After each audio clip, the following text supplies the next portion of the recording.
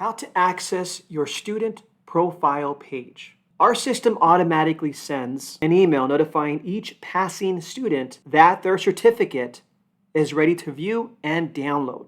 But let's say for the sake of this tutorial, you didn't get that email and you wanted to see which courses you've passed. So to access your student profile page, you're going to want to visit ehsInc CMP.org.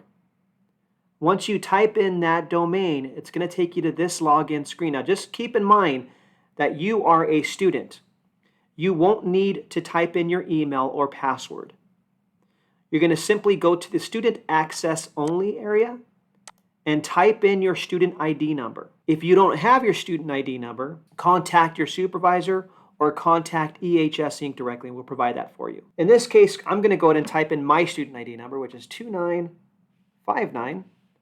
And hit the magnifying lens here. It's going to take me to my online profile page. Keep in mind, this is available for you 24/7 via any web-enabled device. Here you'll see your electronic training record card, all of your training activity done through ehsInc. If you wanted to download a certificate, click on the seal icon under the certificate column for each respective course. And you can also export all of your training activity via CSV, Excel, or PDF.